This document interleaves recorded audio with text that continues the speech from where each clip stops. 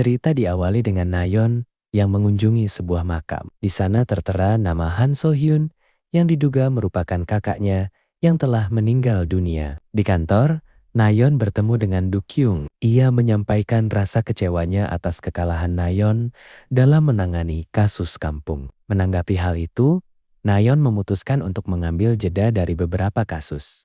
Du Kyung pun memindahkan ruang kerjanya ke tempat lain. Pada saat yang sama, Sekretaris Du Kyung datang memberitahu bahwa ada panggilan video dari Amerika. Du Kyung kemudian melakukan panggilan video dengan seseorang dari Amerika yang ternyata adalah ayahnya sendiri, Direktur firma Tibek.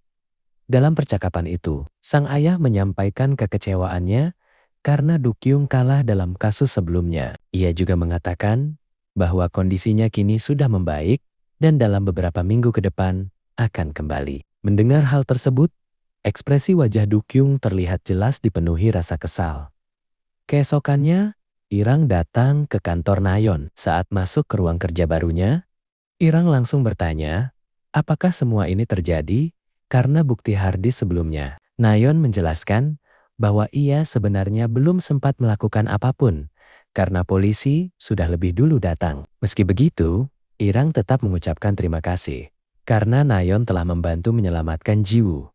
Setelah itu, Irang pun pergi di rumah. Bongsu membicarakan keanehan sikap Lang kepada ibunya. Ia merasa ada yang berbeda karena Irang sering bertingkah aneh dan terlihat seperti berbicara sendiri. Mendengar hal itu, Ibu Irang pun mencoba menjelaskan situasinya kepada menantunya tersebut. Di sisi lain, roh gadis yang bersama Irang justru bersikap jahil dan mengganggu konsentrasinya saat ia sedang membuat kontrak. Ia bahkan sempat menyinggung soal merasuki tubuh Irang, namun dengan jelas mengatakan bahwa ia tidak berniat melakukan hal itu. Tak lama kemudian, seorang pastor datang dan menanyakan kepada Irang siapa pasien barunya. Roh gadis itu langsung ikut menimpali dengan penasaran menanyakan siapa pastor tersebut. Namun, Irang dengan tegas menjawab bahwa itu bukan urusannya. Pada saat itu, ternyata Bongsu diam-diam berdiri dan melihat Irang yang sedang berbicara sendiri. Dari situ Bongsu mulai mempercayai perkataan mertuanya bahwa Irang bisa melihat makhluk tak kasat mata. Keadaan semakin tidak terkendali ketika tiba-tiba nada dering ponsel Bongsu berbunyi yang justru memicu Irang kerasukan hingga berujung pada adegan joget yang tak terduga. Beberapa saat kemudian, Irang berhasil menenangkan Bongsu dan meyakinkannya bahwa dirinya sudah kembali sadar dan tidak lagi kerasukan. Setelah itu, sang pastor menyarankan agar Irang mencoba menggambar sketsa wajah roh tersebut. Meski sempat diejek oleh Bongsu karena kemampuan menggambarnya, roh gadis itu justru memberikan ide dan membantu Irang. Hasilnya, membuat Bongsu terkejut melihat apa yang berhasil digambar oleh Irang.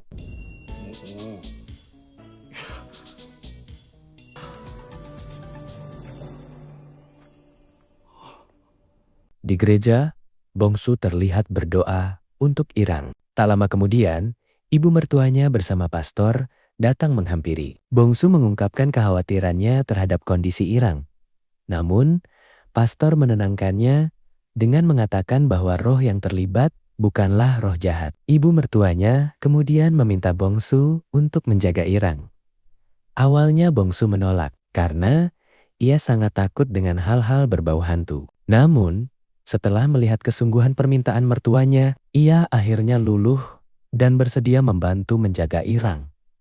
Di sisi lain, Irang bersama roh gadis itu pergi ke sebuah tempat latihan dan bernama Rii. Irang menduga bahwa roh tersebut dulunya adalah seorang penari. Namun saat ia mencoba bertanya kepada orang-orang di sana, tidak ada satupun yang mengenali gadis itu. Kemudian di tengah kota sedang berlangsung sebuah pertunjukan dance. Roh gadis itu terlihat sangat antusias dan ikut menari bersama mereka.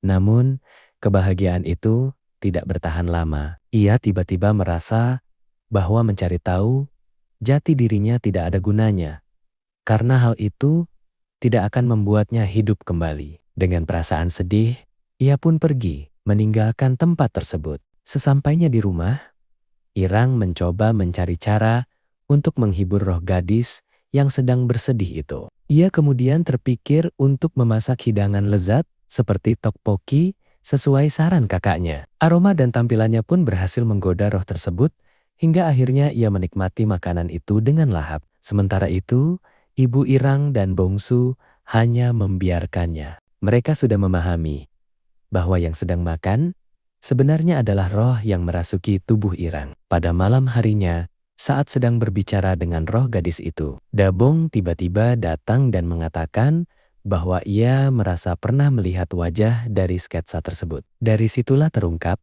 bahwa roh itu kemungkinan adalah seorang peserta audisi idol. Suasana kemudian berubah menjadi lebih ringan ketika kakaknya menawarkan siapa yang ingin es krim. Dengan ekspresi menggemaskan, Irang yang sedang dirasuki langsung meminta es krim tersebut. Keesokan harinya, Irang bersama roh gadis itu pergi ke sebuah agensi idol bernama Glory Entertainment. Setibanya di sana, Irang langsung masuk ke dalam gedung dan bergegas menuju lift. Di waktu yang sama terlihat Naon juga datang ke tempat tersebut dengan tujuan menemui CEO agensi. Ternyata ia sedang menangani kasus yang berkaitan dengan Irang. Di dalam agensi, Irang mulai mencari informasi dari para train. Dari percakapan itu, terungkap bahwa roh gadis tersebut memang pernah menjadi train di sana dengan nama panggung Lowen. Ia dikenal sebagai sosok yang sangat berbakat. Namun, memiliki kepribadian yang cukup keras. Tak hanya itu, fakta mengejutkan pun terungkap, Lowen ternyata meninggal karena bunuh diri. Mendengar hal tersebut, perlahan ingatan roh gadis itu mulai kembali. Di kantor, Irang menceritakan semua yang ia ketahui kepada Bongsu. Ia mengungkapkan bahwa roh gadis tersebut bernama Kim Sua dan sebenarnya ia adalah sosok yang baik. Sejak kecil, Sua sudah ditinggalkan oleh ibunya dan kemudian dibesarkan oleh neneknya. Ia memiliki kecintaan besar terhadap dunia tari dan dikenal sebagai pribadi yang pekerja keras. Suatu hari, ia tampil menari di sebuah acara di tengah kota hingga akhirnya menarik perhatian sebuah agensi. Dari situlah Suah mendapat kesempatan dan terpilih menjadi train.